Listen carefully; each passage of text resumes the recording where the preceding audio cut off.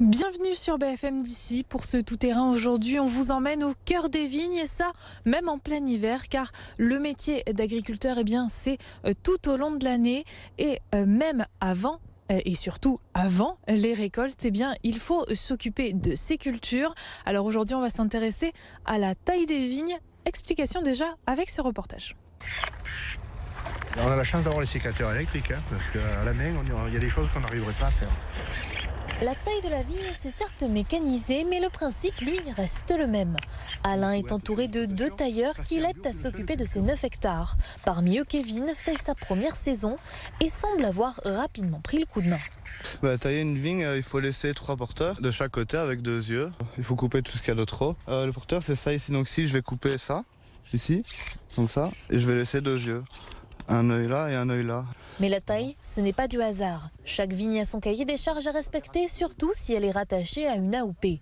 Un entretien essentiel pour avoir un meilleur rendement au moment des vendanges. Si on demande trop de charges à une vigne et qu'elle souffre de sécheresse en été, elle ne va pas nourrir ses grappes correctement pour obtenir un vin de qualité. Donc le but, c'est de trouver un bon compromis de ce qu'on appelle la charge d'une vigne, c'est-à-dire les quantités de grappes présentes sur chaque cep. Mais en plein mois de janvier, n'est-ce pas trop tôt pour tailler? Un vieux dicton disait taille tôt, taille tard, rien ne vaut la taille de mars. Parce que lorsqu'on taille tard, le départ de végétation est retardé et auquel cas on est un peu moins susceptible de geler. Et compte tenu des surfaces qu'il y a à tailler, il faut bien commencer un jour pour finir à temps, voilà.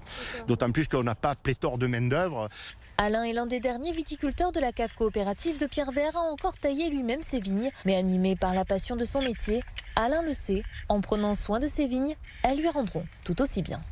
Nous avons donc rejoint Alain Turcan. Vous êtes donc le propriétaire d'une part de ces vignes et vous êtes aussi membre de la cave coopérative de Pierrevert. Alors, dites-nous déjà la taille des vignes, là, on l'a vu, c'est quand même assez technique, ça a toute son importance, j'ai envie de dire. C'est sûr que c'est un long travail d'hiver.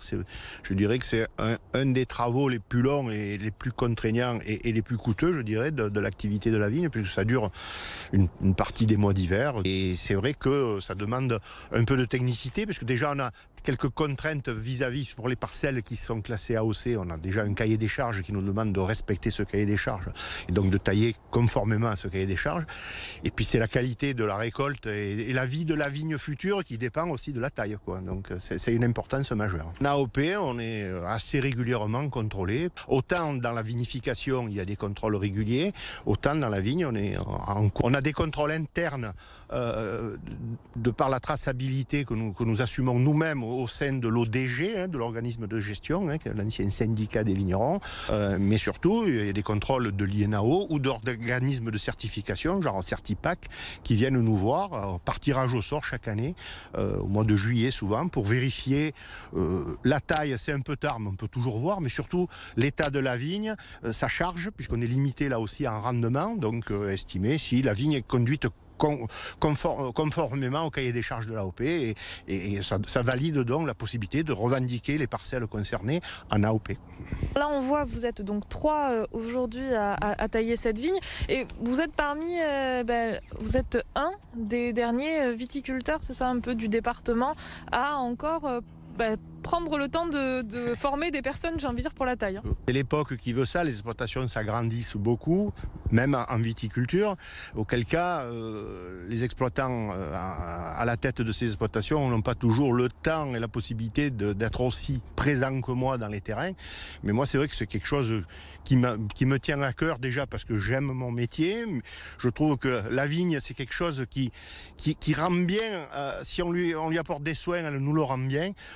Et je trouve que pour bien conduire un vignoble, il faut quasiment y être au quotidien et vivre au jour le jour ce qui s'y passe. Parce qu'il y a une multitude de choses à corriger qui ne sont pas souvent indispensables, mais qui sont un gage de durabilité de la vigne. Et quand on sait qu'on fait des meilleurs vins avec les plus vieilles vignes, si on y attache beaucoup d'attention, la vigne risque de durer un peu plus longtemps et auquel cas d'être plus compatible avec des vins de qualité. Voilà. Mais après, c'est une astreinte et j'en conviens. Mais bon, bon, c'est vrai que moi j'ai une taille d'exploitation, je dirais à taille humaine, où j'ai que 9 hectares de vignes, donc je peux me permettre pendant un mois ou deux me consacrer à ça. On le voit, ça a une ambiance un peu aussi particulière, la vigne en hiver. C'est vrai que la taille, c'est un moment de réflexion, puisque pendant qu'on taille, l'esprit travaille. C'est un moment paisible où on réfléchit au lendemain et à l'instant présent aussi. Puis bon, la vigne, on s'attache aussi, on a plaisir à tailler une vigne au mieux, de la reformer. Je vois par exemple cette année où on a eu de gros dégâts de gel au printemps, qui ont causé donc des dégâts aux récoltes.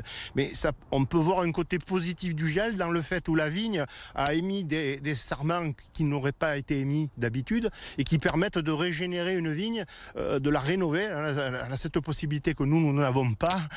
C'est qu'à partir d'un vieux cep, quelquefois, à partir d'un nouveau bois, on arrive à régénérer une vigne qui se retrouve rajeunie grâce à cette intervention. Et grâce au gel, on a des bois qu'on n'aurait pas eu d'habitude. Donc, si on peut voir un côté positif au gel, il est là, quoi. Est-ce que c'est pas difficile aujourd'hui de trouver de la main-d'œuvre pour réaliser la taille? Ça, à tous les niveaux, il n'y a pas qu'en viticulture, mais d'autant plus que la viticulture, ça demande un minimum de formation pour, donc, par rapport à ce qu'on disait tout à l'heure, tailler en conformité. Donc, ça passe par de la formation pour les quelques volontaires qui veulent apprendre de façon à découvrir ce métier aussi. Et c'est souvent avec grand plaisir, parce que c'est un domaine qu'ils ne connaissent pas. Et ça, lorsqu'on explique les choses et la finalité des choses, je pense que ça devient passionnant, quoi, hein. Parce que la taille, c'est quand même c'est assez pénible dans le sens où c'est physiquement compliqué. C'est physique sur la durée, parce qu'en tant que tel, c'est pas très physique, mais quand tous les jours, on est debout 7 heures par jour à manipuler les sécateurs, et encore, on est facilité maintenant dans notre travail par les sécateurs électriques qui nous facilitent bien la tâche. Mais quand même, il y a le froid, quelquefois la chaleur en saison plus tardive. À la longue, c'est pénible, hein.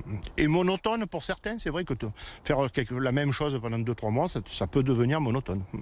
Mais c'est essentiel pour avoir de belles vendanges en septembre. Oui, on essaye pour varier les plaisirs, disons, de changer de vigne régulièrement. C'est souvent qu'on commence une parcelle, puis on passe à une autre, parce que chaque vigne a ses particularités de taille, de par le cépage, de par la pousse de l'année. Donc le fait de changer de vigne, ça rend un peu la monotonie, si on peut dire. Voilà. Merci beaucoup pour toutes ces informations. C'est avec plaisir et je suis heureux si je peux montrer une bonne image de notre vignoble qui demande à acquérir beaucoup de notoriété, parce qu'il est perdu un peu dans les Alpes et peu connu souvent du grand public, quoi. On reviendra faire les vendanges en septembre. Le rendez-vous est pris et ce tout-terrain s'achève ici. Merci de nous avoir suivis et bonne continuation sur BFM d'ici.